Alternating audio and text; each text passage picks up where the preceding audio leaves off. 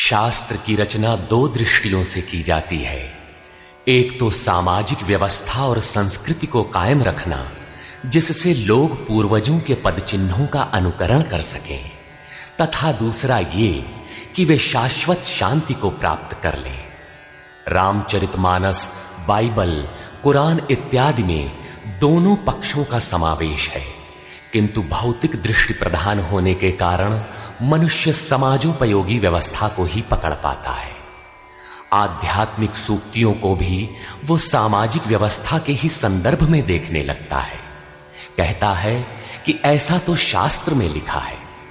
इसीलिए वेद व्यास ने दोनों के लिए एक ही ग्रंथ महाभारत लिखते हुए भी आध्यात्मिक क्रिया का संकलन गीता के रूप में अलग से किया, जिससे कि लोग इस मूल कल्याण पथ में भ्रांति का मिश्रण न कर सके। उन्हीं आध्यात्मिक मूल्यों के साथ प्रस्तुत है गीता का दिव्य संदेश।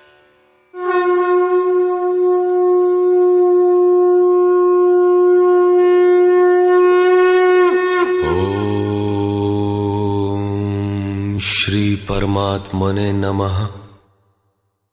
यथार्थ गीता, श्रीमद् भगवत गीता, अथ तृतीयो अध्यायः। अध्याय 2 में भगवान श्री कृष्ण ने बताया कि यह बुद्धि तेरे लिए ज्ञान मार्ग के विषय में कही गई। कौन सी बुद्धि? यही कि युद्ध कर, जीतोगे तो महामहिम की स्थिति प्राप्त कर लोगे और हारोगे तो देवत्व है। जीत में सर्वस्व है और हार में भी देवत्व है, कुछ मिलता ही है।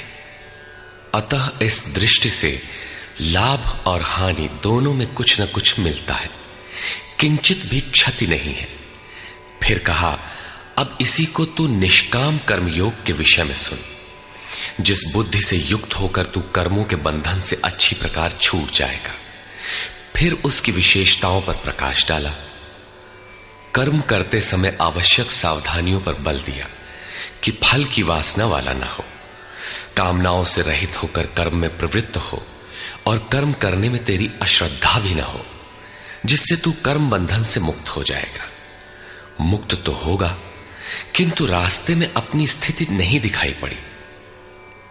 अतः अर्जुन को निष्काम कर्मयोग की अपेक्षा ज्ञान मार्ग सरल और प्राप्ति वाला प्रतीत हुआ। उसने प्रश्न किया, जनार्दन, निष्काम कर्म की अपेक्षा ज्ञान मार्ग आपकी दृष्टि में श्रेष्ठ है, तो मुझे भयंकर कर्मों में क्यों लगाते हैं? प्रश्न स्वाभाविक था। मान लें एक ही स्थान पर जाने के दो रास्ते हैं। यदि आपको वास्तव में जाना है तो आप अवश्य प्रश्न करेंगे कि इनमें सुगम कौन है। यदि नहीं करते तो आप पथिक नहीं। ठीक इसी प्रकार अर्जुन ने भी प्रश्न रखा। अर्जुन उवाच,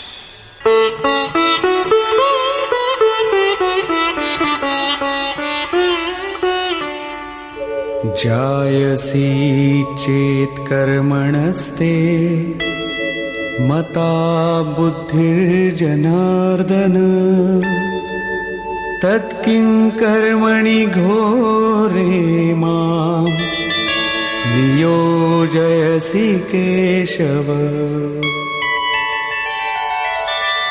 जनों पर दया करने वाले जनार्दन, यदि निष्काम कर्मयोग की अपेक्षा ज्ञान योग आपको श्रेष्ठ मान्य है, तो हे केशव, आप मुझे भयंकर कर्मयोग में क्यों लगाते हैं? निष्काम कर्मयोग में अर्जुन को भयंकरता दिखाई पड़ी, क्योंकि इसमें कर्म करने में ही तेरा अधिकार है, फल में कभी नहीं। कर्म करने में अश्रद्धा भी ना हो और निरंतर समर्पण के साथ योग पर दृष्टि रखते हुए कर्म में लगा रहे। जबकि ज्ञान मार्ग में हारोगे तो देवत्व है, जीतने पर महामहिम स्थिति है। अपनी लाभ हानि स्वयं देखते हुए आगे बढ़ना है। इस प्रकार अर्जुन को निष्काम कर्मयोग की अपेक्षा ज्ञान योग सरल प्रतीत हुआ। इसलिए उसने निवेदन किया,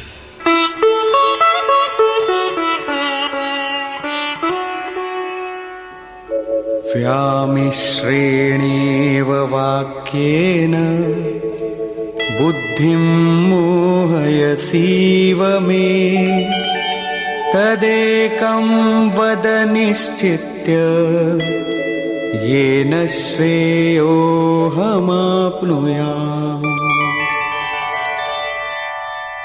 आप इन मिले हुए से वचनों से मेरी बुद्धि मोहित सी करते हैं। आप तो मेरी बुद्धि का मोह दूर करने में प्रवृत्त हुए हैं। अतः इनमें से एक निश्चय करके कहिए जिससे मैं श्रेय परम कल्याण मोक्ष को प्राप्त हो जाऊं। इस पर श्री कृष्ण ने कहा, श्री भगवान उवाच,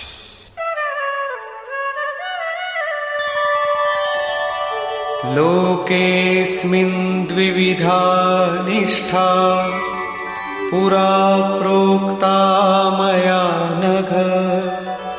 ज्ञानयोगेन सांख्यानां कर्मयोगेन योगिनाम्। निष्पाप अर्जुन, इस संसार में सत्य शोध की दो धाराएं मेरे द्वारा पहले कही गई हैं। पहले का तात्पर्य कभी सत्य युग या त्रेता में नहीं, बल्कि अभी जिसे दूसरे अध्याय में कहे आए हैं। ज्ञानियों के लिए ज्ञान मार्ग और योगियों के लिए निष्काम कर्म योग बताया गया है। दोनों ही मार्गों के अनुसार कर्म तो करना ही पड़ेगा, कर्म अनिवार्य है। न कर्मणामनारम्भात् नैष्कर्म्यं पुरुषोऽश्नुते न च सन्न्यसनादेव सिद्धिं समधिगच्छति। अर्जुन, मनुष्य न तो कर्मों को न आरंभ करने से निष्कर्मता की अंतिम स्थिति को प्राप्त होता है और न आरंभ की हुई क्रिया को त्यागने मात्र से भगवत प्राप्ति रूपी परम सिद्धि को ही प्राप्त होता है। अब तुझे ज्ञान मार्ग अच्छा लगे या निष्काम कर्म मार्ग, दोनों में कर्म तो करना ही पड़ेगा। प्रायः इस स्थल पर लोग भगवत पथ में संक्षिप्त मार्ग और बचाव ढूंढने लगते हैं। कर्म आरंभ ही न करें, हो गए निष्कर्मी। कहीं ऐसी भ्रांति न रह जाए, इसलिए श्री कृष्ण बल देते हैं कि कर्मों को न आरंभ करने से कोई निष्कर्म भाव को नहीं प्राप्त होता। शुभाशुभ कर्मों का जहां अंत है, परम निष्कर्मता की उस स्थिति को कर्म करके ही पाया जा सकता है। इसी प्रकार बहुत से लोग कहते हैं, हम तो ज्ञान मार्गी हैं, ज्ञान मार्ग में कर्म है ही नहीं। ऐसा मानकर कर्मों को त्यागने वाले ज्ञानी नहीं होते। आरंभ की हुई क्रिया को त्यागने मात्र से कोई भगवत साक्षात्कार रूपी परम सिद्धि को प्राप्त नहीं होता है, क्योंकि नहि कश्चित् क्षणमपि जातु तिष्ठत्य कर्मकृत् कार्यते ह्यवशः कर्म सर्वः प्रकृतिजैर्गुणैः। कोई भी पुरुष किसी काल में क्षण मात्र भी कर्म किए बिना नहीं रहता, क्योंकि सभी पुरुष प्रकृति से उत्पन्न हुए गुणों द्वारा विवश होकर कर्म करते हैं। प्रकृति और प्रकृति से उत्पन्न गुण जब तक जीवित हैं, तब तक कोई भी पुरुष कर्म किए बिना रह ही नहीं सकता। अध्याय 4 के 33वें और 37वें श्लोक में श्री कृष्ण कहते हैं कि यावन मात्र कर्म ज्ञान में समाप्त हो जाते हैं। ज्ञान रूपी अग्नि संपूर्ण कर्मों को भस्म कर देता है। यहां वे कहते हैं कि कर्म किए बिना कोई रहता ही नहीं। अंततः वे महापुरुष कहते क्या हैं? उनका आशय है कि यज्ञ करते करते तीनों गुणों से अतीत हो जाने पर मन के विलय और साक्षात्कार के साथ यज्ञ का परिणाम निकल जाने पर कर्म शेष हो जाते हैं। उस निर्धारित क्रिया की पूर्णता से पहले कर्म मिटते नहीं, प्रकृति पिंड नहीं छोड़ती।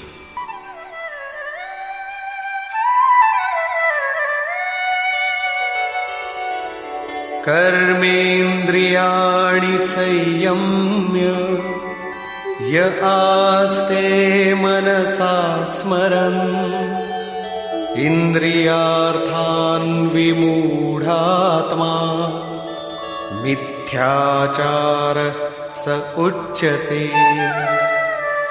इतने पर भी विशेष रूप से मूढ़ लोग जो कर्मेंद्रियों को हठ से रोककर इंद्रियों के भोगों का मन से स्मरण करते रहते हैं, वे मिथ्याचारी हैं, पाखंडी हैं, न कि ज्ञानी। सिद्ध है कि कृष्ण काल में भी ऐसी रूढ़ियां थीं।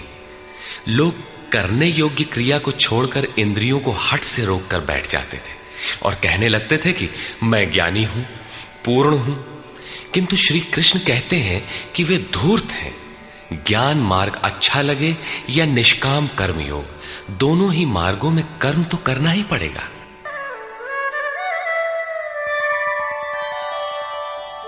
यस्त्विन्द्रियाणि मनसा नियम्यारभतेऽर्जुन कर्मेन्द्रियैः कर्मयोगम् असक्तः स विशिष्यते। अर्जुन, जो पुरुष मन से इंद्रियों को वश में करके जब मन में भी वासनाओं का स्फुरण न हो सर्वथा अनासक्त हुआ कर्मेंद्रियों से कर्मयोग का आचरण करता है, वो श्रेष्ठ है। ठीक है, समझ में आया कि कर्म का आचरण करें, किंतु ये प्रश्न खड़ा होता है कि कौन सा कर्म करें। इस पर कहते हैं, नियतं कुरु कर्म त्वं कर्मजायो ह्यकर्मणः शरीरयात्रापि च ते न प्रसिद्धेद कर्मणः। अर्जुन, तू निर्धारित किए हुए कर्म को कर, अर्थात कर्म तो बहुत से हैं, उनमें से कोई एक चुना हुआ है, उसी नियत कर्म को कर। कर्म न करने की अपेक्षा कर्म करना ही श्रेष्ठ है। इसलिए कि करते रहोगे, थोड़ी भी दूरी तय कर लोगे तो जैसा पीछे बता आए हैं, महान जन्म मरण के भय से उद्धार करने वाला है, इसलिए श्रेष्ठ है। कर्म न करने से तेरी शरीर यात्रा भी सिद्ध नहीं होगी। शरीर यात्रा का अर्थ लोग कहते हैं शरीर निर्वाह। कैसा शरीर निर्वाह? क्या आप शरीर हैं? ये पुरुष जन्म जन्मांतर से, युग युगांतरों से शरीर की यात्रा ही तो करता चला आ रहा है। जैसे वस्त्र जीर्ण हुआ तो दूसरा तीसरा धारण किया, इसी प्रकार कीट पतंग से लेकर मानव तक, ब्रह्मा से लेकर यावन मात्र जगत परिवर्तनशील है। ऊपर नीचे योनियों में बराबर ये जीव शरीरों की ही तो यात्रा कर रहा है। कर्म कोई ऐसी वस्तु है जो इस यात्रा को सिद्ध कर देती है, पूर्ण कर देती है। मान ले एक भी जन्म लेना पड़ा तो यात्रा तो जारी है। अभी तो पथिक चल ही रहा है, वो दूसरे शरीरों की यात्रा कर रहा है। यात्रा पूर्ण तब होती है जब गंतव्य आ जाए। परमात्मा में स्थिति के अनंतर इस आत्मा को शरीरों की यात्रा नहीं करनी पड़ती, अर्थात शरीर त्याग और शरीर धारण वाला क्रम समाप्त हो जाता है। अतः कर्म कोई ऐसी वस्तु है कि इस पुरुष को पुनः शरीरों की यात्रा नहीं करनी पड़ती। मोक्ष से शुभात। अर्जुन, इस कर्म को करके तू संसार बंधन अशुभ से छूट जाएगा। कर्म कोई ऐसी वस्तु है जो संसार बंधन से मुक्ति दिलाती है। अब प्रश्न खड़ा होता है कि वो निर्धारित कर्म है क्या। इस पर कहते हैं, यज्ञार्थात् कर्मणोऽन्यत्र लोकोऽयं कर्म बन्धनः तदर्थं कर्म कौन्तेय मुक्तसंग समाचर। अर्जुन, यज्ञ की प्रक्रिया ही कर्म है। वो हरकत कर्म है जिससे यज्ञ पूर्ण हो। सिद्ध है कि कर्म एक निर्धारित प्रक्रिया है। इसके अतिरिक्त जो कर्म होते हैं, क्या वे कर्म नहीं है? श्री कृष्ण कहते हैं, नहीं, वे कर्म नहीं है। अन्यत्र लोकोयम कर्म बंधनः। इस यज्ञ की प्रक्रिया के अतिरिक्त दुनिया में जो कुछ भी किया जाता है, सारा जगत जिसमें रात दिन व्यस्त है, वो इसी लोक का एक बंधन है, न कि कर्म। कर्म तो मोक्ष से शुभात। अशुभ अर्थात संसार बंधन से छुटकारा दिलाने वाला है। मात्र यज्ञ की प्रक्रिया ही कर्म है। वो हरकत कर्म है जिससे यज्ञ पूरा होता है। अतः अर्जुन, उस यज्ञ की पूर्ति के लिए संग दोष से अलग रहकर भली प्रकार कर्म का आचरण कर। संग दोष से अलग हुए बिना यह कर्म होता ही नहीं। अब हम समझ गए कि यज्ञ की प्रक्रिया ही कर्म है, किंतु यहां पुनः एक नवीन प्रश्न उत्पन्न हो गया कि वो यज्ञ क्या है जिसे किया जाए। इसके लिए पहले यज्ञ को न बताकर श्री कृष्ण बताते हैं कि यज्ञ आया कहां से, ये देता क्या है। उसकी विशेषताओं पर प्रकाश डाला और चौथे अध्याय में जाकर स्पष्ट किया कि यज्ञ क्या है जिसे हम कार्य रूप दें और हमसे कर्म होने लगे। योगेश्वर श्री कृष्ण की शैली से स्पष्ट है कि जिस वस्तु का चित्रण करना है वे पहले उसकी विशेषताओं का चित्रण करते हैं जिससे श्रद्धा जागृत हो। तत्पश्चात वे उसमें बरती जाने वाली सावधानियों पर प्रकाश डालते हैं और अंत में मुख्य सिद्धांत प्रतिपादित करते हैं। स्मरण रहे कि यहां पर श्री कृष्ण ने कर्म के दूसरे अंग पर प्रकाश डाला कि कर्म एक निर्धारित क्रिया है। जो कुछ किया जाता है वो कर्म नहीं है। अध्याय 2 में पहली बार कर्म का नाम लिया, उसकी विशेषताओं पर बल दिया, उसमें बरती जाने वाली सावधानियों पर प्रकाश डाला, लेकिन यह नहीं बताया कि कर्म क्या है। योगेश्वर श्री कृष्ण ने कहा, अर्जुन, तो निर्धारित किए हुए कर्म को कर। अब प्रश्न उठता है कि निर्धारित कर्म क्या है जिसे हम करें। तब बताया कि यज्ञ को कार्य रूप देना कर्म है। अब प्रश्न उठता है कि वो यज्ञ क्या है। यहां यज्ञ की उत्पत्ति विशेषता बताकर शांत हो जाएंगे और आगे अध्याय 4 में यज्ञ का निखरा हुआ रूप मिलेगा जिसे करना कर्म है। कर्म की यह परिभाषा गीता को समझने की कुंजी है। यज्ञ के अतिरिक्त दुनिया में लोग कुछ न कुछ करते ही रहते हैं। कोई खेती करता है तो कोई व्यापार, कोई पदासीन है तो कोई सेवक, कोई अपने को बुद्धिजीवी कहता है तो कोई श्रमजीवी, कोई समाज सेवा को कर्म मानता है तो कोई देश सेवा को। और इन्हीं कर्मों में लोग सकाम और निष्काम कर्म की भूमिका भी बनाए पड़े हैं। किंतु श्री कृष्ण कहते हैं ये कर्म नहीं है। अन्यत्र लोकोयम कर्म बंधना। यज्ञ की प्रक्रिया के सिवाय जो कुछ भी किया जाता है वो इसी लोक का बंधनकारी कर्म है, न कि मोक्षद कर्म। वस्तुतः यज्ञ की प्रक्रिया ही कर्म है। अब यज्ञ न बताकर पहले यह बताते हैं कि यज्ञ आया कहां से।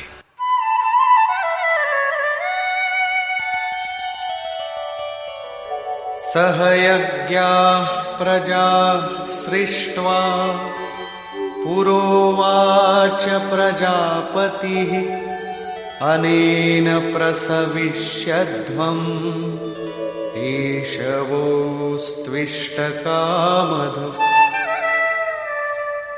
प्रजापति ब्रह्मा ने कल्प के आदि में यज्ञ सहित प्रजा को रचकर कहा कि इस यज्ञ द्वारा वृद्धि को प्राप्त हो।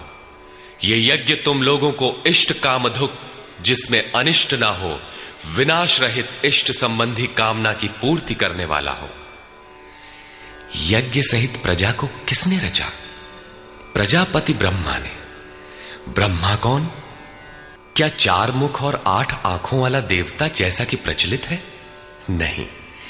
श्री कृष्ण के अनुसार देवता नाम की कोई अलग सत्ता है ही नहीं। फिर प्रजापति कौन है? वस्तुतः जिसने प्रजा के मूल उद्गम परमात्मा में प्रवेश पा लिया है वो महापुरुष प्रजापति है। बुद्धि ही ब्रह्मा है। अहंकार शिव बुद्धि अज, मन शशि चित्त महान। उस समय बुद्धि यंत्र मात्र होती है। उस महापुरुष की वाणी में परमात्मा ही बोलता है। भजन की वास्तविक क्रिया प्रारंभ हो जाने पर बुद्धि का उत्तरोत्तर उत्थान होता है। प्रारंभ में वो बुद्धि ब्रह्म विद्या से संयुक्त होने के कारण ब्रह्मविद कही जाती है। क्रमशः विकारों का शमन होने पर, ब्रह्म विद्या में श्रेष्ठ होने पर यह ब्रह्म विद्वर कही जाती है। उत्थान और सूक्ष्म हो जाने पर बुद्धि की अवस्था विकसित हो जाती है। वो ब्रह्म विद्वरीयान कहलाती है। उस अवस्था में ब्रह्म विद्वेत्ता पुरुष दूसरों को भी उत्थान मार्ग पर लाने का अधिकार प्राप्त कर लेता है। बुद्धि की पराकाष्ठा है ब्रह्म विद्वरिष्ट, अर्थात ब्रह्मविद की वो अवस्था जिसमें इष्ट प्रवाहित है। ऐसी स्थिति वाले महापुरुष प्रजा के मूल उद्गम परमात्मा में प्रविष्ट और स्थित रहते हैं। ऐसे महापुरुषों की बुद्धि मात्र यंत्र है, वे ही प्रजापति कहलाते हैं। वे प्रकृति के द्वंद्व का विश्लेषण कर आराधना क्रिया की रचना करते हैं। यज्ञ के अनुरूप संस्कारों का देना ही प्रजा की रचना है। इससे पूर्व समाज अचेत अव्यवस्थित रहता है। सृष्टि अनादि है, संस्कार पहले से ही है, किंतु अस्त व्यस्त विकृत है। यज्ञ के अनुरूप उन्हें ढालना ही रचना या सजाना है। ऐसे महापुरुष ने कल्प के आदि में यज्ञ सहित प्रजा की रचना की। कल्प निरोग बनाता है, वैद्य कल्प देते हैं, कोई कायाकल्प करता है। ये क्षणिक शरीरों का कल्प है। वास्तविक कल्प तो तब है जब भवरोग से मुक्ति मिल जाए। आराधना का प्रारंभ इस कल्प की शुरुआत है। आराधना पूर्ण हुई तो आपका कल्प पूरा हो गया। इस प्रकार परमात्म स्वरूपस्थ महापुरुषों ने भजन के प्रारंभ में यज्ञ सहित संस्कारों को सुसंगठित कर कहा कि इस यज्ञ से तुम वृद्धि को प्राप्त हो। कैसी वृद्धि? क्या मकान कच्चे से पक्का बन जाएगा? आय अधिक होने लगेगी? नहीं, यज्ञ इष्ट कामधु, इष्ट संबंधी कामना की पूर्ति करेगा। इष्ट है परमात्मा, उस परमात्मा संबंधी कामना की पूर्ति वाला है। प्रश्न स्वाभाविक है कि यज्ञ सीधे उस परमात्मा की प्राप्ति करा देगा अथवा क्रम क्रम से चलकर।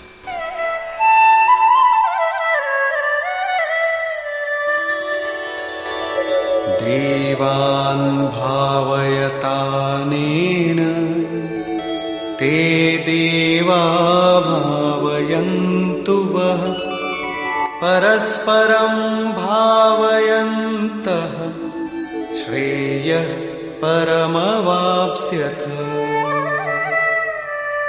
इस यज्ञ द्वारा देवताओं की उन्नति करो, अर्थात दैवी संपत्ति की वृद्धि करो। वे देवता लोग तुम लोगों की उन्नति करेंगे। इस प्रकार आपस में वृद्धि करते हुए परम श्रेय, जिसके बाद कुछ भी पाना शेष न रहे, ऐसे परम कल्याण को प्राप्त हो जाओ। ज्यों ज्यों हम यज्ञ में प्रवेश करेंगे, आगे यज्ञ का अर्थ होगा आराधना की विधि। त्यों त्यों हृदय देश में दैवी संपत्ति अर्जित होती चली जाएगी। परम देव एकमात्र परमात्मा है। उस परम देव में प्रवेश दिला देने वाली जो संपद है, अंतःकरण की जो सजातीय प्रवृत्ति है, उसी को दैवी संपत्ति कहते हैं। वो परम देव को संभव करती है, इसलिए दैवी संपत्ति कही जाती है, न कि बाहरी देवता जैसा लोग कल्पना कर लेते हैं। योगेश्वर श्री कृष्ण के शब्दों में उनका कोई अस्तित्व नहीं है। आगे कहते हैं,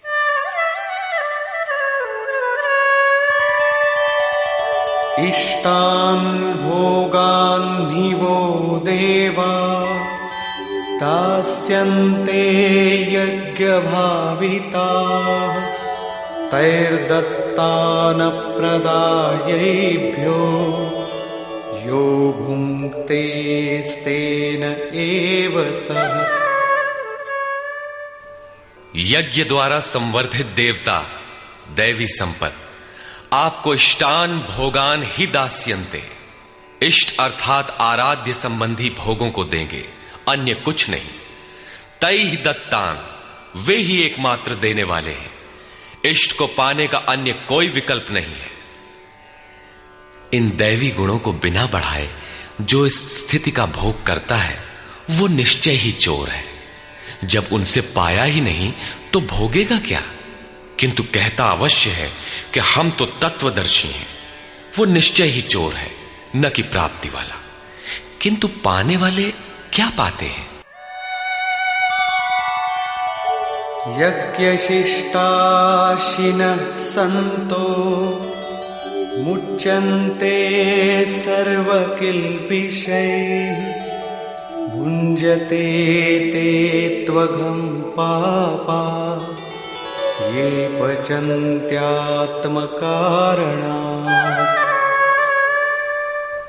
यज्ञ से बचे हुए अन्न को खाने वाले संतजन सब पापों से मुक्त हो जाते हैं। दैवी संपत्ति की वृद्धि करते करते परिणाम में प्राप्ति काल ही पूर्ति काल है। जब यज्ञ पूर्ण हो गया तो शेष बचा हुआ ब्रह्म ही अन्न है। इसी को श्री कृष्ण ने दूसरे शब्दों में कहा, यज्ञ शिष्टामृत भुजो यान्ति ब्रह्म सनातनम। यज्ञ जिसकी सृष्टि करता है उस अशन को पान करने वाला ब्रह्म में प्रविष्ट हो जाता है। यहां वे कहते हैं कि यज्ञ से शेष बचे हुए अशन को, ब्रह्म पीयूष को पान करने वाला सब पापों से छुटकारा पा जाता है। संत जन तो छूट जाते हैं, किंतु पापी लोग मोह के माध्यम से उत्पन्न शरीरों के लिए पचते हैं। वे पाप खाते हैं। उन्होंने भजन भी किया, आराधना को समझा, अग्रसर भी हुए, किंतु बदले में एक मीठी सी चाह पैदा हो गई कि आत्म कारणात् शरीर के लिए और शरीर के संबंधों को लेकर कुछ मिले। उसे मिल तो जाएगा, किंतु उतने भोग के पश्चात वो अपने को वहीं खड़ा पाएगा जहां से चलना प्रारंभ किया था। इससे बड़ी क्षति क्या होगी? जब शरीर ही नश्वर है तो इसके सुख भोग कब तक साथ देंगे? वे आराधना तो करते हैं, किंतु बदले में पाप ही खाते हैं। पलट सुधाते 60 विष ले ही, वो नष्ट तो नहीं होगा, किंतु आगे नहीं बढ़ेगा। इसीलिए श्री कृष्ण निष्काम भाव से कर्म भजन करने पर बल देते हैं। अभी तक श्री कृष्ण ने बताया कि यज्ञ परम श्रेय देता है और उसकी रचना महापुरुषों द्वारा होती है, किंतु वे महापुरुष प्रजा की रचना में क्यों प्रवृत्त होते हैं? इस पर कहते हैं,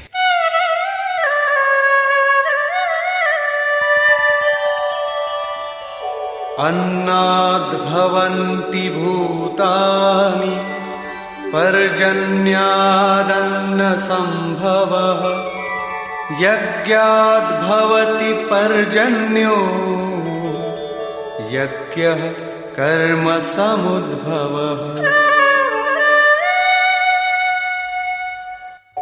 कर्म ब्रह्मोद्भवं विद्धि ब्रह्माक्षर समुद्भवम् तस्मात् सर्वगतं ब्रह्म नित्यं यज्ञे प्रतिष्ठितम्। संपूर्ण प्राणी अन्न से उत्पन्न होते हैं। अन्नम ब्रह्म व्यजानात्, अन्न परमात्मा ही है। उस ब्रह्म पीयूष को ही उद्देश्य बनाकर प्राणी यज्ञ की ओर अग्रसर होता है। अन्न की उत्पत्ति वृष्टि से होती है, बादलों से होने वाली वर्षा नहीं, अपितु कृपा वृष्टि। पूर्व संचित यज्ञ कर्म ही कृपा के रूप में बरस पड़ता है। आज की आराधना कल कृपा के रूप में मिलेगी, इसीलिए वृष्टि यज्ञ से होती है। स्वाहा बोलने और तिल जौ जलाने से ही वृष्टि होती तो विश्व की अधिकांश मरुभूमि ऊसर क्यों रहती, उर्वर बन जाती। यहां कृपा वृष्टि यज्ञ की देन है। ये यज्ञ कर्मों से ही उत्पन्न होने वाला है। कर्म से यज्ञ पूर्ण होता है। उस कर्म को वेद से उत्पन्न हुआ जान। वेद ब्रह्म स्थित महापुरुष की वाणी है। जो तत्व विदित नहीं है उसकी प्रत्यक्ष अनुभूति का नाम वेद है, न कि कुछ श्लोक संग्रह। वेद अविनाशी परमात्मा से उत्पन्न हुआ जान। कहा तो महात्माओं ने, किंतु वे परमात्मा के साथ तद्रूप हो चुके हैं। उनके माध्यम से अविनाशी परमात्मा ही बोलता है, इसलिए वेद अपौरुषेय कहे जाते हैं। महापुरुष वेद कहां से पा गए? तो वेद अविनाशी परमात्मा से उत्पन्न हुआ। वे महापुरुष उससे तद्रूप हैं। वे मात्र यंत्र हैं, इसलिए उनके द्वारा वही बोलता है, क्योंकि यज्ञ के द्वारा ही मन के निरोध काल में वो विदित होता है। इससे सर्वव्यापी परम अक्षर परमात्मा सर्वदा यज्ञ में ही प्रतिष्ठित है। यज्ञ ही उसे पाने का एकमात्र उपाय है। इसी पर बल देते हैं, एवं प्रवर्तितं चक्रं नानुवर्तयति हयः अघायुरिन्द्रियारामो मोघं पार्थ स जीवति। हे पार्थ, जो पुरुष इसी लोक में मनुष्य शरीर प्राप्त कर इस प्रकार चलाए हुए साधन चक्र के अनुसार नहीं बरतता, अर्थात दैवी संपत्ति का उत्कर्ष, देवताओं की वृद्धि और परस्पर वृद्धि के द्वारा अक्षय धाम को प्राप्त करना, इस क्रम के अनुसार जो नहीं बरतता, इंद्रियों का आराम चाहने वाला वो पापायु पुरुष व्यर्थ ही जीता है। बंधुओं, योगेश्वर श्री कृष्ण ने अध्याय 2 में कर्म का नाम लिया और इस अध्याय में बताया कि नियत कर्म का आचरण कर। यज्ञ की प्रक्रिया ही कर्म है। इसके सिवाय जो कुछ किया जाता है वो इसी लोक का बंधन है। इसीलिए संग दोष से अलग रहकर उस यज्ञ की पूर्ति के लिए कर्म का आचरण कर। उन्होंने यज्ञ की विशेषताओं पर प्रकाश डाला और बताया कि यज्ञ की उत्पत्ति ब्रह्मा से है। प्रजा अन्न को उद्देश्य बनाकर उस यज्ञ में प्रवृत्त होती है। यज्ञ कर्म से और कर्म अपौरुषेय वेद से उत्पन्न होते हैं, जबकि वेद मंत्रों के दृष्टा महापुरुष ही थे। उनका पुरुष तिरोहित हो चुका था। प्राप्ति के साथ अविनाशी परमात्मा ही शेष बचा था। इसलिए वेद परमात्मा से उत्पन्न है। सर्वव्यापी परमात्मा यज्ञ में सर्वदा प्रतिष्ठित है।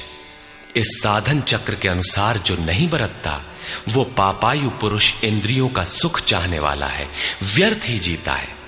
अर्थात यज्ञ ऐसी विधि विशेष है जिसमें इंद्रियों का आराम नहीं है, अपितु अक्षय सुख है। इंद्रियों के संयम के साथ इसमें लगने का विधान है। इंद्रियों का आराम चाहने वाले पापायु हैं। अभी तक श्री कृष्ण ने नहीं बताया है कि यज्ञ है क्या, परंतु क्या यज्ञ करते ही रहेंगे या इसका कभी अंत भी होगा? इस पर योगेश्वर कहते हैं, यस्त्वात्मरतिरेव स्यात् आत्मतृप्तश्च मानवः आत्मन्येव च सन्तुष्टः तस्य कार्यं न विद्यते। परंतु जो मनुष्य आत्मा में ही रत, आत्मतृप्त और आत्मा में ही संतुष्ट है, उसके लिए कोई कर्तव्य नहीं रह जाता। यही तो लक्ष्य था। जब अव्यक्त सनातन अविनाशी आत्म तत्व प्राप्त हो गया तो आगे ढूंढे किसे? ऐसे पुरुष के लिए न कर्म की आवश्यकता है, न किसी आराधना की। आत्मा और परमात्मा एक दूसरे के पर्याय हैं। इसी का पुनः चित्रण करते हैं। नैव तस्य कृतेनार्थो नाकृतेनेह कश्चन न चास्य सर्वभूतेषु कश्चिदर्थव्यपाश्रयः।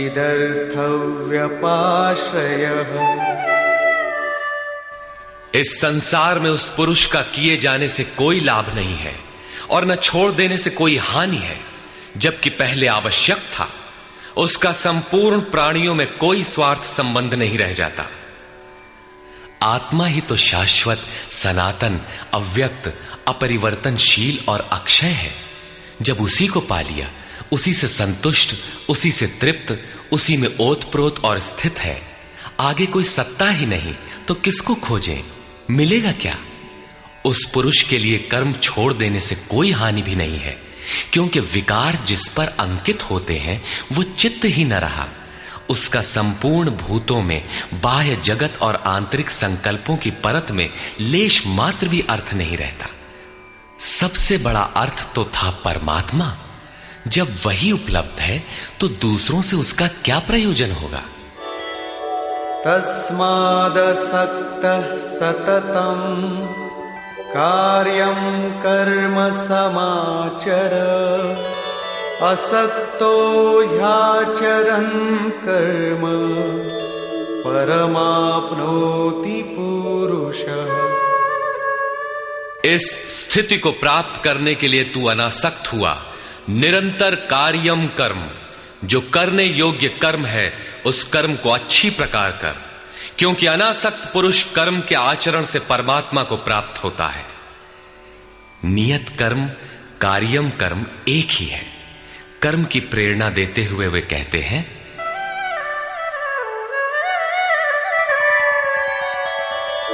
कर्मणैव हि संसिद्धिम् आस्थिता जनकादयः लोकसंग्रहमेवापि संपश्यन् कर्तुमर्हसि। जनक माने राजा जनक नहीं, जनक जन्मदाता को कहते हैं। योग ही जनक है, आपके स्वरूप को जन्म देता है, प्रकट करता है। योग से संयुक्त प्रत्येक महापुरुष जनक हैं। ऐसे योग संयुक्त बहुत से ऋषियों जनकादयः जनक इत्यादि ज्ञानी जन महापुरुष भी कर्मणा एव संसिद्धिम कर्मों के द्वारा ही परम सिद्धि को प्राप्त हुए हैं। परम सिद्धि माने परम तत्व परमात्मा की प्राप्ति। जनक इत्यादि जितने भी पूर्व में होने वाले महर्षि हुए हैं, इस कार्यम कर्म के द्वारा जो यज्ञ की प्रक्रिया है, इस कर्म को करके ही संसिद्धिम परम सिद्धि को प्राप्त हुए। किंतु प्राप्ति के पश्चात वे भी लोक संग्रह को देखकर कर्म करते हैं, लोक हित को चाहते हुए कर्म करते हैं। अतः तू भी प्राप्ति के पश्चात लोक नायक बनने के लिए कार्य करने के ही योग्य है।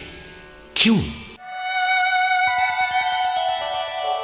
यद्यदाचरति श्रेष्ठः तत्तदेवेतरो जनः स यत्प्रमाणं कुरुते लोकस्तदनुवर्तते। श्रेष्ठ पुरुष जो जो आचरण करता है, अन्य पुरुष भी उसके अनुसार ही करते हैं। वो महापुरुष जो कुछ प्रमाण कर देता है, संसार उसका अनुसरण करता है। पहले श्री कृष्ण ने स्वरूप में स्थित आत्मतृप्त महापुरुष की रहनी पर प्रकाश डाला कि उसके लिए कर्म किए जाने से न कोई लाभ और न छोड़ने से कोई हानि। फिर भी जनकादि कर्म में भली प्रकार बरतते थे। वहां उन महापुरुषों से श्री कृष्ण धीरे से अपनी तुलना कर देते हैं कि मैं भी एक महापुरुष हूं। न मे पार्थास्ति कर्तव्यम् त्रिषु लोकेषु किंचन नानवाप्तमवाप्तव्यम् वर्त एव च कर्मणि। हे पार्थ, मुझे तीनों लोकों में कोई कर्तव्य नहीं है। पीछे कह आए हैं कि उस महापुरुष का समस्त भूतों में कोई कर्तव्य नहीं है। यहां कहते हैं तीनों लोकों में मुझे कुछ भी कर्तव्य शेष नहीं है, तथा किंचन मात्र प्राप्त होने योग्य वस्तु अप्राप्त नहीं है। तब भी मैं कर्म में भली प्रकार बरतता हूं। क्यों? यदि हम न वर्तेयम् जातु कर्मण्यतन्द्रितः मम वर्तमानुवर्तन्ते मनुष्याः पार्थ सर्वशः। क्योंकि यदि मैं सावधान होकर कदाचित कर्म में न बरतूं तो मनुष्य मेरे बर्ताव के अनुसार बरतने लग जाएंगे। तो क्या आपका अनुकरण भी बुरा है? श्री कृष्ण कहते हैं हां। उत्सीदेयुरिमे लोका न कुर्यां कर्म चेदहम् संकरस्य च कर्ता स्याम् उपहन्यामिमाः प्रजाः। यदि मैं सावधान होकर कर्म न करूं तो ये सब लोग भ्रष्ट हो जाएं और मैं संकरस्य वर्ण संकर का करने वाला हूं तथा इन सारी प्रजा का हनन करने वाला, मारने वाला बनूं। स्वरूप में स्थित महापुरुष सतर्क रहकर यदि आराधना क्रम में न लगे रहें तो समाज उनकी नकल करके भ्रष्ट हो जाएगा। महापुरुष ने तो आराधना पूर्ण करके परम नैष्कर्म्य की स्थिति को पाया है, वे न करें तो उनके लिए कोई हानि नहीं है। किंतु समाज ने तो अभी आराधना आरंभ ही नहीं की। पीछे वालों के मार्गदर्शन के लिए ही महापुरुष कर्म करते हैं। मैं भी करता हूं। अर्थात श्री कृष्ण एक महापुरुष थे, न कि बैकुंठ से आए हुए कोई विशेष भगवान। उन्होंने कहा कि महापुरुष लोक संग्रह के लिए कर्म करता है, मैं भी करता हूं। यदि न करूं तो लोगों का पतन हो जाए, सभी कर्म छोड़ बैठेंगे। मन बड़ा चंचल है, ये सब कुछ चाहता है, केवल भजन नहीं चाहता। यदि स्वरूपस्थ महापुरुष कर्म न करें तो देखा देखी पीछे वाले भी तुरंत कर्म छोड़ देंगे। उन्हें बहाना मिल जाए कि ये भजन नहीं करते, पान खाते हैं, इत्र लगाते हैं, सामान्य बातें करते हैं, फिर भी महापुरुष कहलाते हैं। ऐसा सोचकर वे भी आराधना से हट जाते हैं, पतित हो जाते हैं। श्री कृष्ण कहते हैं कि यदि मैं कर्म न करूं तो सब भ्रष्ट हो जाए और मैं वर्ण संकर का कर्ता बनूं। स्त्रियों के दूषित होने से वर्ण संकर तो देखा सुना जाता है। अर्जुन भी इसी के भय से विकल था कि स्त्रियां दूषित होंगी तो वर्ण संकर पैदा होंगे। किंतु श्री कृष्ण कहते हैं यदि मैं सावधान होकर आराधना में लगा न रहूं तो वर्ण संकर का कर्ता हूं। वस्तुतः आत्मा का शुद्ध वर्ण है परमात्मा। अपने शाश्वत स्वरूप के पथ से भटक जाना वर्ण संकरता है। यदि स्वरूपस्थ महापुरुष क्रिया में नहीं बरतता तो लोग उनके अनुकरण में क्रिया रहित हो जाएंगे, आत्म पथ से भटक जाएंगे, वर्ण संकर हो जाएंगे, वे प्रकृति में खो जाएंगे। स्त्रियों का सतीत्व एवं नस्ल की शुद्धता एक सामाजिक व्यवस्था है, अधिकारों का प्रश्न है, समाज के लिए उसकी उपयोगिता भी है। किंतु माता पिता की भूलों का संतान की साधना पर कोई प्रभाव नहीं पड़ता। आपन करनी पार उतरनी। हनुमान, व्यास, वशिष्ठ, नारद, शुकदेव, कबीर, ईसा इत्यादि अच्छे महापुरुष हुए, जबकि सामाजिक कुलीनता से इनका संपर्क नहीं है। आत्मा अपने पूर्व जन्म के गुण धर्म लेकर आता है। श्री कृष्ण कहते हैं मनः षष्ठानीन्द्रियाणि प्रकृतिस्थानी कर्षति। मन सहित इंद्रियों से जो कार्य इस जन्म में होता है उनके संस्कार लेकर जीवात्मा पुराने शरीर को त्याग कर नवीन शरीर में प्रवेश कर जाता है।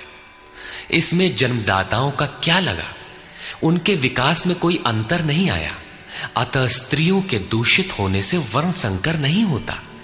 स्त्रियों के दूषित होने और वर्ण संकर से कोई संबंध नहीं है। शुद्ध स्वरूप की ओर अग्रसर न होकर प्रकृति में बिखर जाना ही वर्ण संकर है। यदि महापुरुष सावधान होकर क्रिया, नियत कर्म में बरतते हुए लोगों से क्रिया न कराएं तो वो उस सारी प्रजा का हनन करने वाला, मारने वाला बने। साधना क्रम में चलकर उस मूल अविनाशी की प्राप्ति ही जीवन है और प्रकृति में बिखरे रहना, भटक जाना मृत्यु है। किंतु वो महापुरुष इस सारी प्रजा को यदि क्रिया पथ पर नहीं चलाता, उस सारी प्रजा को बिखराव से रोककर सतपथ पर नहीं चलाता, तो वो सारी प्रजा का हनन करने वाला हत्यारा है, हिंसक है। और क्रमशः चलते हुए जो चला लेता है वो शुद्ध अहिंसा है। गीता के अनुसार शरीर का निधन, नश्वर कलेवरों का निधन मात्र परिवर्तन है, हिंसा नहीं। सक्ता कर्मण्य विद्वांसो यथा कुर्वन्ति भारत कुर्याद् विद्वांस तथा सक्तः चिकीर्षुर्लोक संग्रहम्।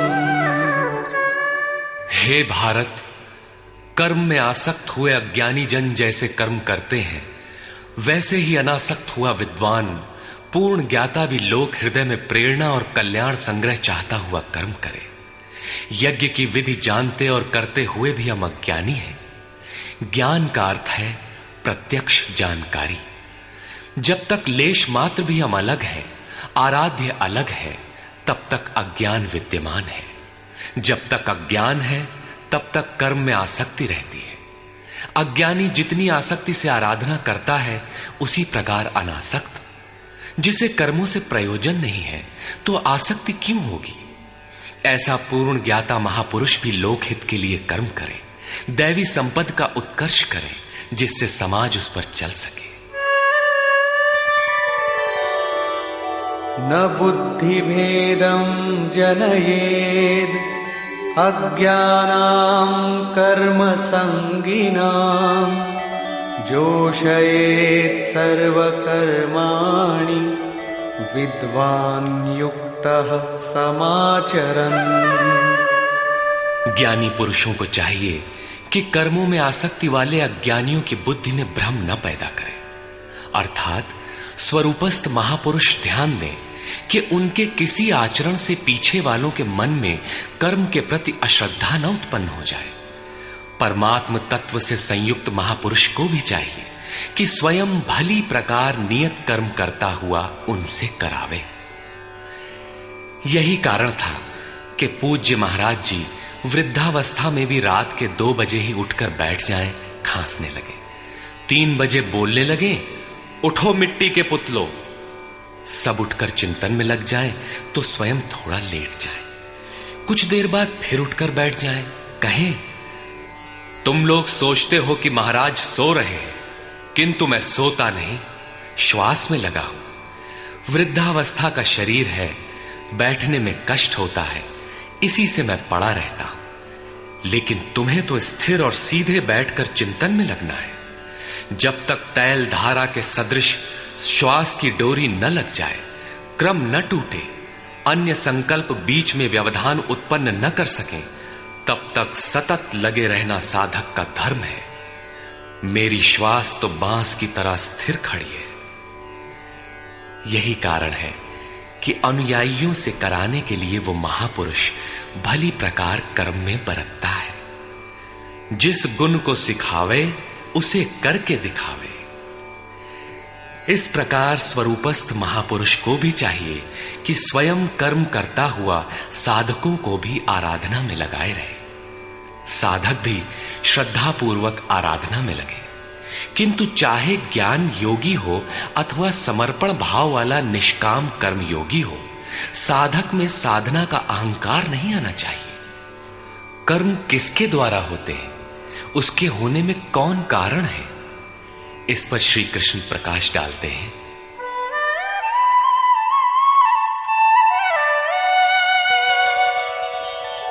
प्रकृते क्रियमाणानि गुणैः कर्माणि सर्वशः अहंकार विमूढ़ात्मा कर्ताहमिति मन्यते।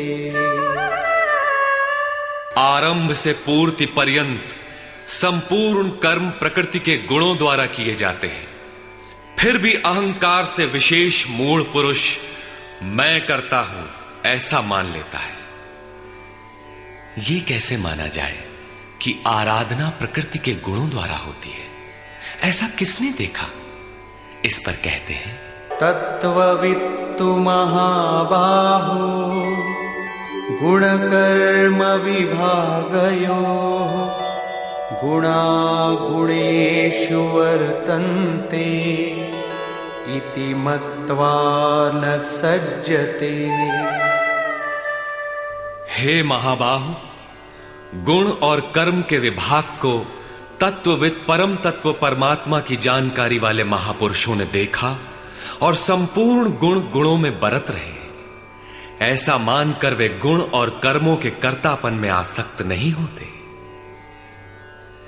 यहां तत्व का अर्थ परम तत्व परमात्मा है, न कि 5 या 25 तत्व जैसा कि लोग गणना करते हैं। योगेश्वर श्री कृष्ण के शब्दों में तत्व एकमात्र परमात्मा है, अन्य कोई तत्व है ही नहीं। गुणों को पार करके परम तत्व परमात्मा में स्थित महापुरुष गुण के अनुसार कर्मों का विभाजन देख पाते हैं। तामसी गुण रहेगा तो उसका कार्य होगा आलस्य, निद्रा, प्रमाद, कर्म में प्रवृत्त न होने का स्वभाव। राजसी गुण रहेंगे तो आराधना में पीछे न हटने का स्वभाव, शौर्य, स्वामी भाव से कर्म होगा। और सात्विक गुण कार्यरत होने पर ध्यान, समाधि, अनुभवी उपलब्धि, धारावाहिक चिंतन, सरलता स्वभाव में होगी। गुण परिवर्तनशील है। प्रत्यक्षदर्शी ज्ञानी ही देख पाता है कि गुणों के अनुरूप कर्मों का उत्कर्ष अपकर्ष होता है। गुण अपना कार्य करा लेते हैं, अर्थात गुण गुणों में बरतते हैं। ऐसा समझकर वो प्रत्यक्ष दृष्टा कर्म में आसक्त नहीं होता। किंतु जिसने गुणों का पार नहीं पाया, जो अभी रास्ते में है, उन्हें तो कर्म में आसक्त रहना है। इसलिए प्रकृतेर्गुण सम्मूढ़ाः सज्जन्ते गुण कर्मसु तान् कृत्स्नविदो मंदान् कृत्स्नविन्न विचालयेत्। प्रकृति के गुणों से मोहित हुए पुरुष गुण और कर्मों में क्रमशः निर्मल गुणों की ओर उन्नति देखकर उनमें आसक्त होते हैं। उन अच्छी प्रकार न समझने वाले मंदान शिथिल प्रयत्न वालों को अच्छी प्रकार जानने वाला ज्ञानी चलायमान न करे। उन्हें हतोत्साहित न करे, बल्कि प्रोत्साहन दे, क्योंकि कर्म करके ही उन्हें परम नैष्कर्म्य की स्थिति पाना है।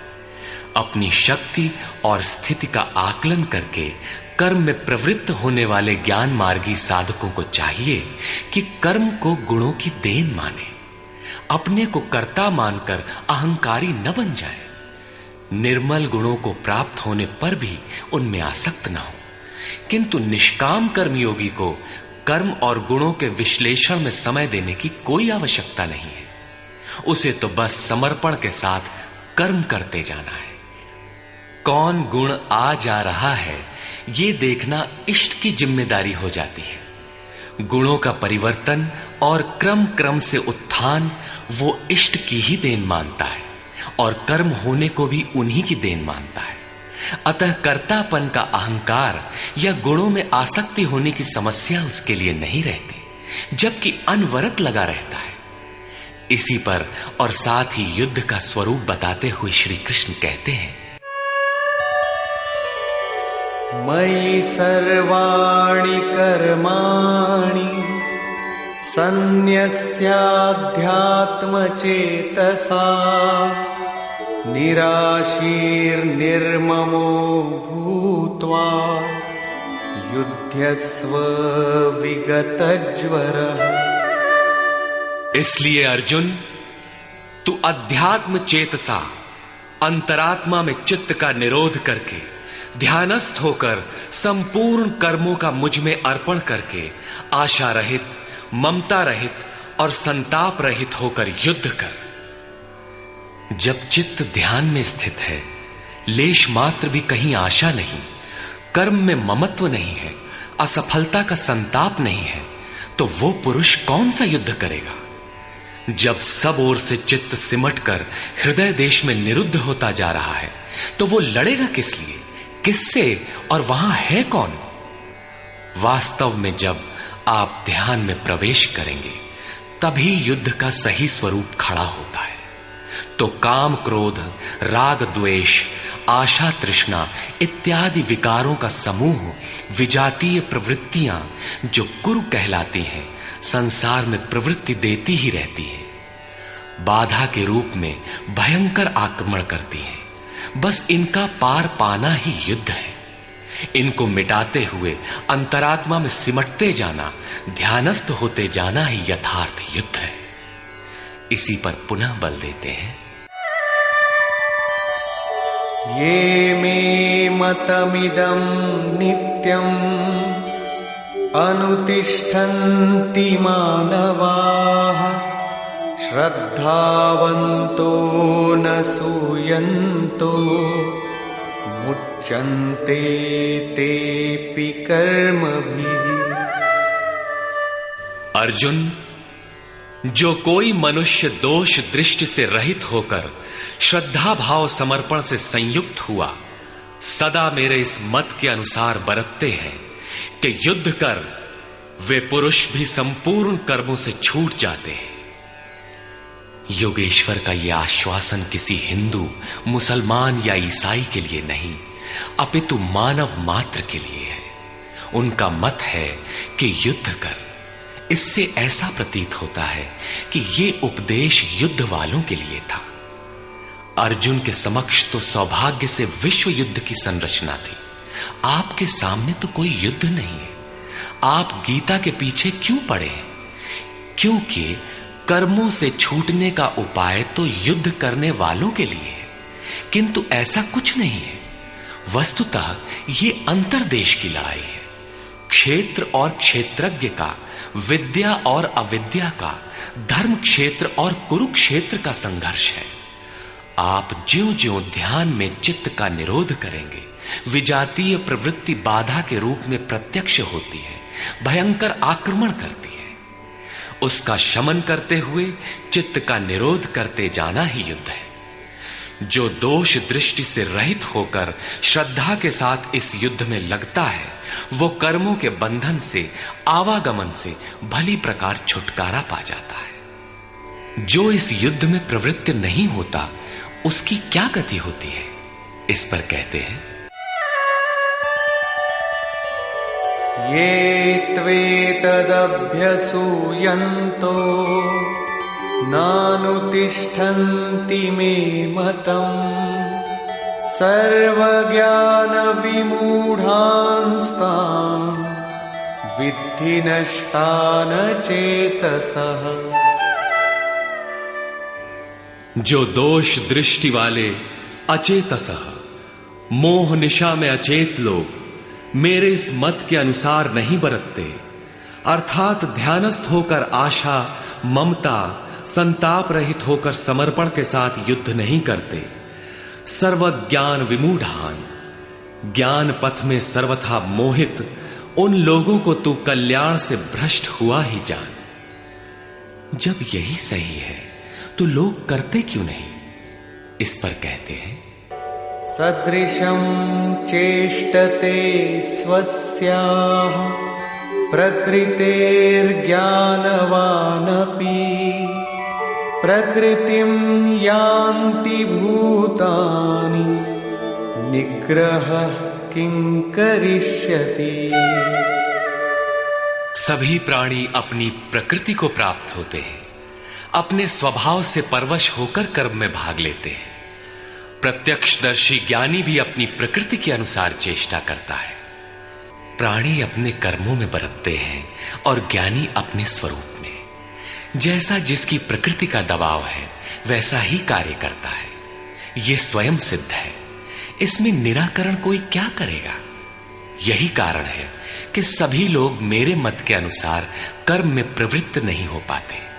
वे आशा, ममता, संताप का, दूसरे शब्दों में राग द्वेष का त्याग नहीं कर पाते, जिससे कर्म का सम्यक आचरण नहीं हो पाता।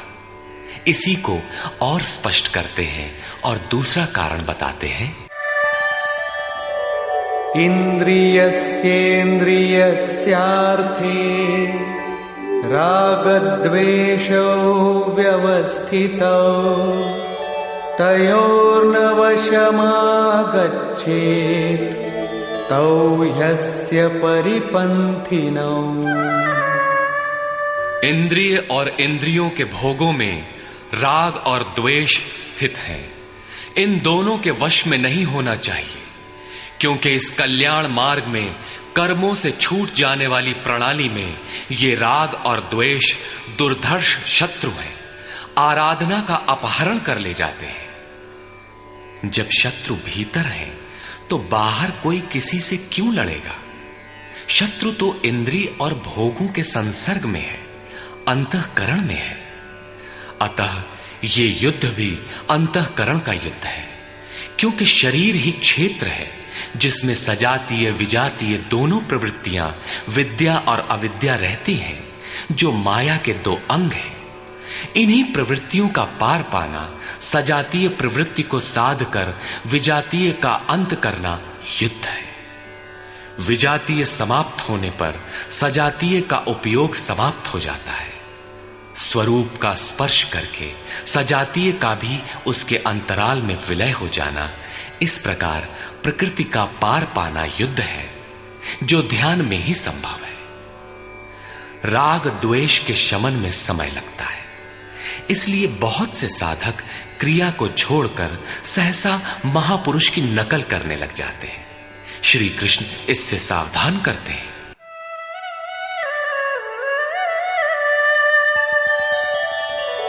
श्रेयान् स्वधर्मो विगुणः परधर्मात् स्वनुष्ठिता स्वधर्मे निधनं श्रेयः परधर्मो भयावह।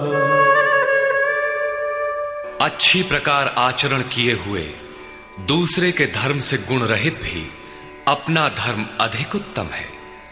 स्वभाव से उत्पन्न कर्म में प्रवृत्त होने की क्षमता स्वधर्म है, अतः स्वधर्माचरण में मरना भी परम कल्याणकारक है। अपनी क्षमता के अनुसार कर्म में प्रवृत्त होने से साधक एक न एक दिन पार पा जाता है। जहां से साधन छूटेगा, शरीर मिलने पर वहीं से पुनः प्रारंभ होगा। आत्मा तो मरता नहीं। शरीर अर्थात वस्त्र बदलने से आपके बुद्धि विचार बदल तो नहीं जाते। आगे वालों की तरह स्वांग बनाने से साधक भय को प्राप्त होगा। भय प्रकृति में होता है, परमात्मा में नहीं। प्रकृति का आवरण और घना हो उठेगा। स्वधर्म क्या है? अध्याय 2 में श्री कृष्ण ने स्वधर्म का नाम लिया था कि स्वधर्म को भी देखकर तू युद्ध करने योग्य है। क्षत्रिय के लिए इससे बढ़कर कल्याणकारी मार्ग नहीं है। स्वधर्म में अर्जुन क्षत्रिय पाया जाता है। संकेत किया कि अर्जुन, जो ब्राह्मण है, वेदों का उपदेश उनके लिए क्षुद्र जलाशय के तुल्य है। तू वेदों से ऊपर उठ और ब्राह्मण बन, अर्थात स्वधर्म में परिवर्तन संभव है। वहां पुनः कहा कि राग द्वेष के वश में न हो, इन्हें काट, स्वधर्म श्रेयस्कर है। इनका यह आशय नहीं है कि अर्जुन किसी ब्राह्मण की नकल करके उस जैसी वेशभूषा बना ले। एक ही कर्म पथ को महापुरुष ने 4 श्रेणियों में बांट दिया: निकृष्ट, मध्यम, उत्तम, अति उत्तम। इन श्रेणी के साधकों को क्रमशः शूद्र, वैश्य, क्षत्रिय और ब्राह्मण की संज्ञा दी। शूद्र वाली क्षमता से कर्म का आरंभ होता है और साधना क्रम में वही साधक ब्राह्मण बन सकता है। इससे भी आगे जब वो परमात्मा में प्रवेश पा जाता है तो न ब्राह्मणो न क्षत्रियः न वैश्यो न शूद्रः चिदानंद रूपः शिवः केवलोहम्, वो वर्णों से ऊपर हो जाता है। यही श्री कृष्ण भी कहते हैं कि चातुर्वर्ण्यम मया सृष्टम, 4 वर्णों की रचना मैंने की। तो क्या जन्म के आधार पर मनुष्यों को बांटा? नहीं, गुण कर्म विभागशः, गुणों के आधार पर कर्म बांटा गया। कौन सा कर्म? क्या सांसारिक कर्म? श्री कृष्ण कहते हैं नहीं, नियत कर्म। नियत कर्म क्या है? वो है यज्ञ की प्रक्रिया, जिसमें होता है श्वास में प्रश्वास का हवन, प्रश्वास का श्वास में हवन, इंद्रिय संयम इत्यादि, जिसका शुद्ध अर्थ है योग साधना, आराधना। इस आराधना कर्म को ही 4 श्रेणियों में बांटा गया। जैसी क्षमता वाला पुरुष हो, उसे उसी श्रेणी से प्रारंभ करना चाहिए। यही सबका अपना अपना स्वधर्म है। यदि वो आगे वालों की नकल करेगा तो भय को प्राप्त होगा। सर्वथा नष्ट तो नहीं होगा, क्योंकि इसमें बीज का नाश तो नहीं होता। हां, वो प्रकृति के दबाव से भयाक्रांत, दीनहीन अवश्य हो जाएगा। शिशु कक्षा का विद्यार्थी स्नातक कक्षा में बैठने लगे तो स्नातक क्या बनेगा? वो प्रारंभिक वर्णमाला से भी वंचित रह जाएगा। अर्जुन प्रश्न रखता है कि मनुष्य स्वधर्म का आचरण क्यों नहीं कर पाता? अर्जुन उवाच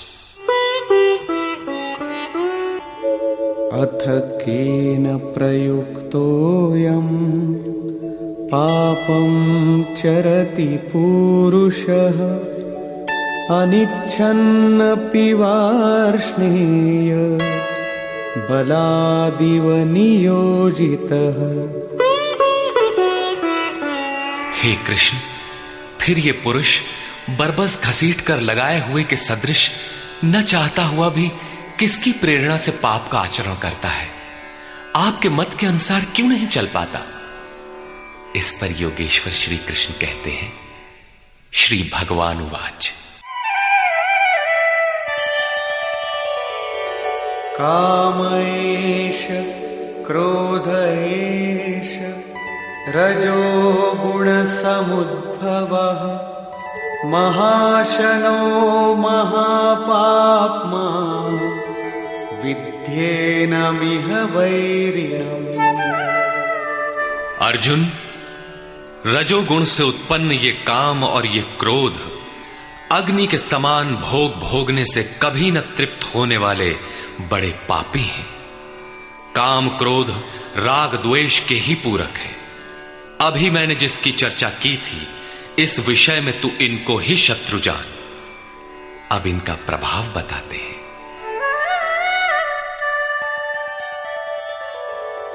धूमेनाव्रियते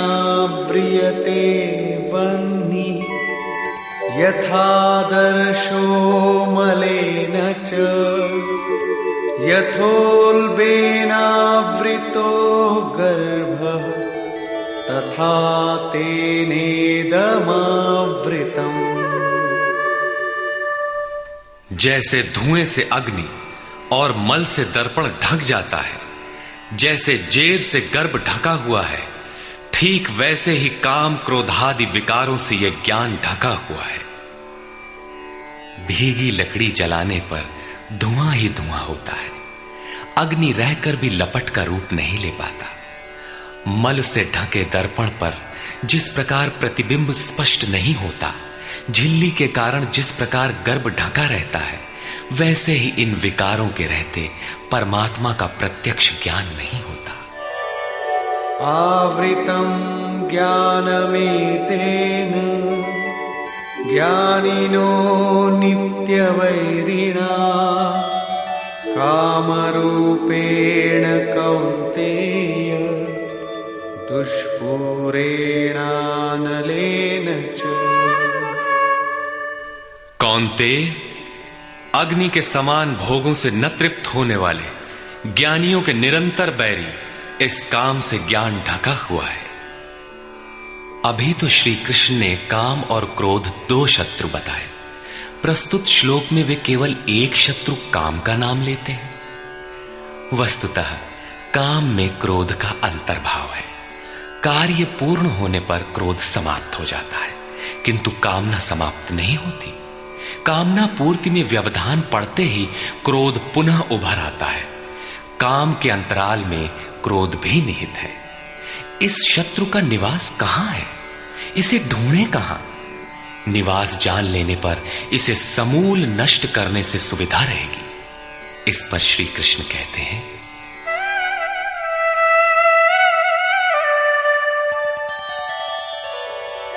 इंद्रियाणि मनो बुद्धि अस्याधिष्ठानमुच्यते एतैर्विमोहयत्येष ज्ञानमावृत्य देहिनम्। इंद्रियां, मन और बुद्धि इसके वास स्थान कहे जाते हैं। ये काम इन मन, बुद्धि और इंद्रियों के द्वारा ही ज्ञान को आच्छादित करके जीवात्मा को मोह में डालता है। तस्मात् त्वमिन्द्रियाण्यादौ नियम्य भरतर्षभ पाप्मानं प्रजह्येनं ज्ञान विज्ञाननाशनम्। इसलिए अर्जुन, तू पहले इंद्रियों को नियम में संयत कर, क्योंकि शत्रु तो इनके अंतराल में छिपा है। वो तुम्हारे शरीर के भीतर है, बाहर खोजने से वो कहीं नहीं मिलेगा। इंद्रियों को वश में करके ज्ञान और विज्ञान का नाश करने वाले इस पापी काम को ही मार। ये हृदय देश की अंतर जगत की लड़ाई है। काम सीधे पकड़ में नहीं आएगा, अतः विकारों के निवास स्थान का ही घेराव कर लो, इंद्रियों को ही संयत कर लो। किंतु इंद्रियों और मन को संयत करना तो बड़ा कठिन है। क्या ये हम कर पाएंगे? इस पर योगेश्वर श्री कृष्ण आपकी सामर्थ्य बताते हुए प्रोत्साहित करते हैं।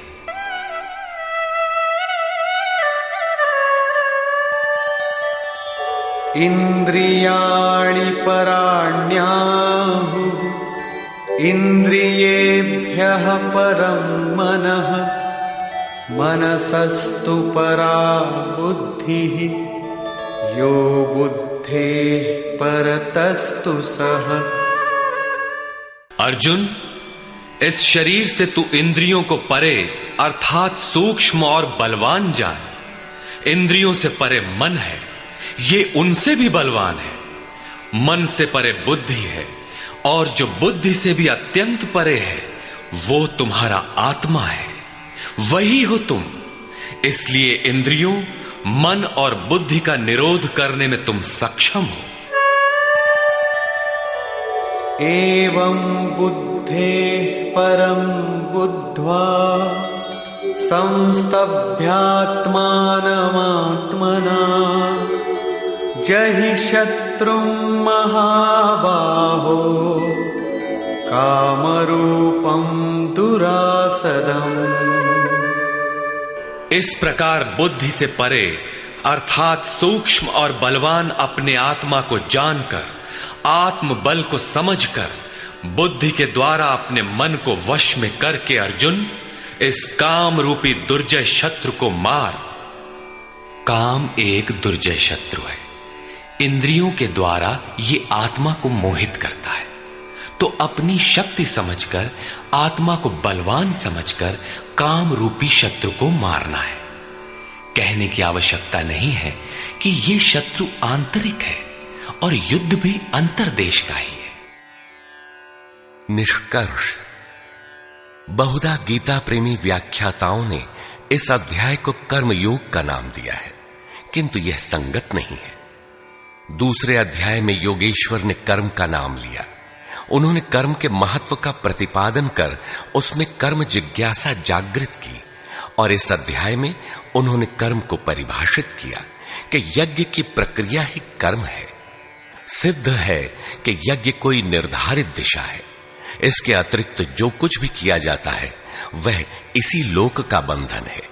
श्री कृष्ण जिसे कहेंगे वह कर्म मोक्ष्यसे अशुभात्, संसार बंधन से छुटकारा दिलाने वाला कर्म है। श्री कृष्ण ने यज्ञ की उत्पत्ति बताई, वह देता क्या है, उसकी विशेषताओं का चित्रण किया, यज्ञ करने पर बल दिया। उन्होंने कहा, इस यज्ञ की प्रक्रिया ही कर्म है। जो नहीं करते वे पापायु, आराम चाहने वाले व्यर्थ जीते हैं। पूर्व में होने वाले महर्षियों ने भी इसे करके ही परम नैष्कर्म्य सिद्धि को पाया।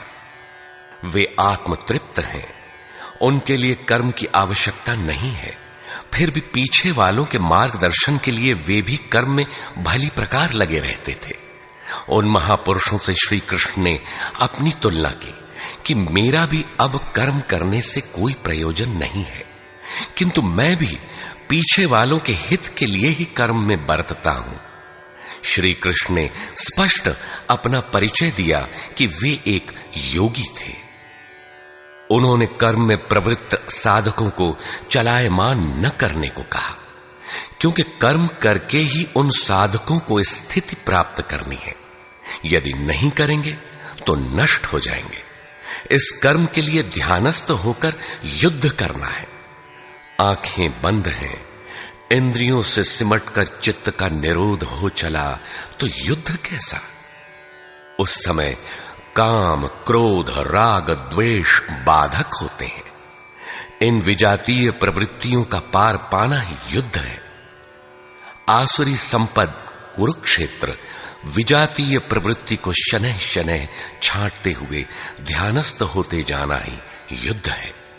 वस्तुतः ध्यान में ही युद्ध है। यही इस अध्याय का सारांश है, जिसमें न कर्म बताया न यज्ञ।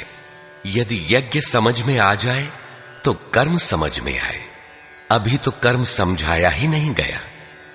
इस अध्याय में केवल स्थित प्रज्ञ महापुरुष के प्रशिक्षणात्मक पहलू पर बल दिया गया। यह तो गुरुजनों के लिए निर्देश है। वे न भी करें तो उन्हें कोई क्षति नहीं, और न ऐसा करने में उनका अपना कोई लाभ ही है। किंतु जिन साधकों को परम गति अभीष्ट है, उनके लिए विशेष कुछ कहा ही नहीं। तो यह कर्मयोग कैसे है? कर्म का स्वरूप भी स्पष्ट नहीं है जिसे किया जाए, क्योंकि यज्ञ की प्रक्रिया ही कर्म है। अभी तक उन्होंने इतना ही बताया, यज्ञ तो बताया नहीं। कर्म का स्वरूप स्पष्ट कहां हुआ? हां, युद्ध का यथार्थ चित्रण गीता में यहीं पाया जाता है। संपूर्ण गीता पर दृष्टिपात करें तो अध्याय 2 में कहा कि शरीर नाशवान है, अतः युद्ध कर। गीता में युद्ध का यही ठोस कारण बताया गया। आगे ज्ञान योग के संदर्भ में क्षत्रिय के लिए युद्ध ही कल्याण का एकमात्र साधन बताया गया, और कहा कि यह बुद्धि तेरे लिए ज्ञान योग के विषय में कही गई। कौन सी बुद्धि? यही कि हार जीत दोनों दृष्टियों में लाभ ही है, ऐसा समझकर युद्ध कर। फिर अध्याय 4 में कहा कि योग में स्थित रहकर हृदय में स्थित अपने संशय को ज्ञान रूपी तलवार द्वारा काट। वह तलवार योग में है। अध्याय 5 से 10 तक युद्ध की चर्चा तक नहीं है। 11वें अध्याय में केवल इतना कहा कि ये शत्रु मेरे द्वारा पहले से ही मारे गए हैं। तू निमित्त मात्र होकर खड़ा भर हो जा, यश को प्राप्त कर। ये तुम्हारे बिना भी मारे हुए हैं, प्रेरक करा लेगा। तू इन मुर्दों को ही मार। अध्याय 15 में संसार सुविरूढ़ मूल वाला पीपल वृक्ष जैसा कहा गया, जिसे असंगता रूपी शस्त्र द्वारा काटकर उस परम पद को खोजने का निर्देश मिला। आगे के अध्यायों में युद्ध का उल्लेख नहीं है। हां, अध्याय 16 में असुरों का चित्रण अवश्य है, जो नरकगामी है। अध्याय 3 में ही युद्ध का विशद चित्रण है। श्लोक 30 से श्लोक 43 तक युद्ध का स्वरूप, उसकी अनिवार्यता, युद्ध न करने वालों का विनाश, युद्ध में मारे जाने वाले शत्रुओं के नाम, उन्हें मारने के लिए अपनी शक्ति का आह्वान और निश्चय ही उन्हें काटकर फेंकने पर बल दिया।